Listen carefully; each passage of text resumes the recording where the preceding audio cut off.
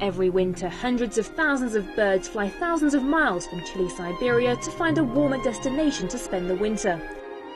For a large number of them, this annual destination is China's Poyang Lake. For Li Chunru, a villager who lives nearby the Poyang Lake, this is his favourite time of the year. For the past 23 years, these migratory birds have been this man's life. He's ploughed every effort into the protection and well-being of the birds. Now, one of his long-term dreams has become a reality. He set up China's first migratory birds hospital. Now, he's seeking candidates to work as bird doctors. This is one of the offices for the doctors and nurses. And this is the operating theater. We have a special operating table, which costs about 600 yuan. We also made the ceiling ourselves. This room is the bird ward. This is where we treat sick birds, and here is where we feed them. This room is the intensive care unit, where we will treat birds that are injured or have been poisoned.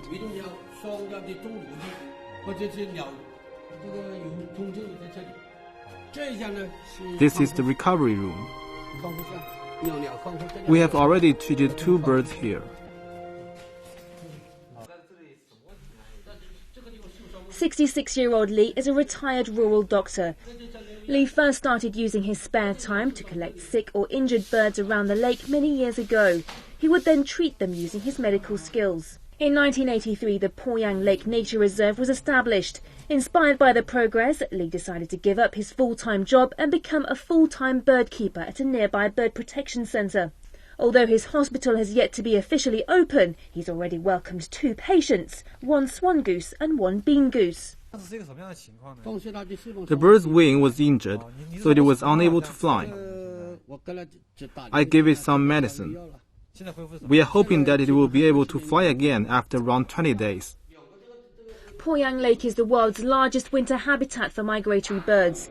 Each year, as the autumn and winter seasons draw in, as many as 700,000 migratory birds arrive here.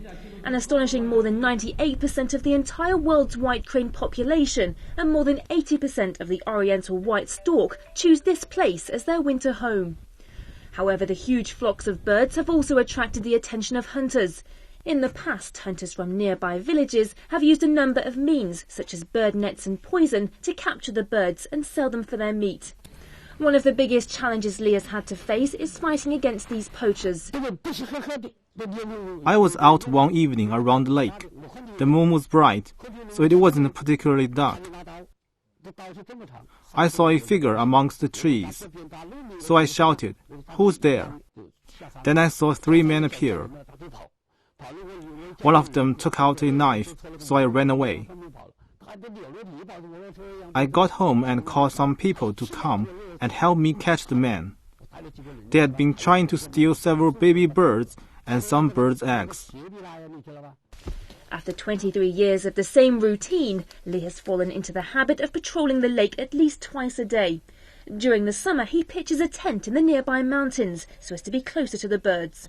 He says he loves his life being among nature, where he can breathe the fresh air and hear the birds singing.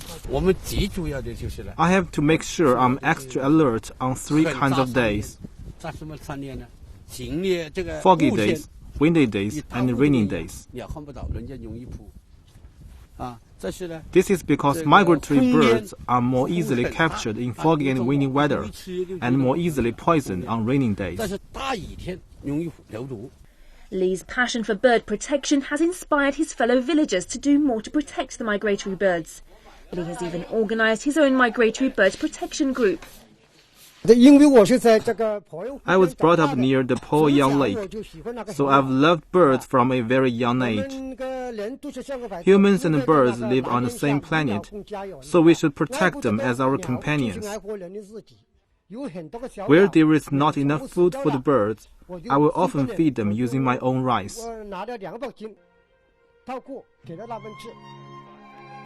Li told us that there is little difference between birds and humans.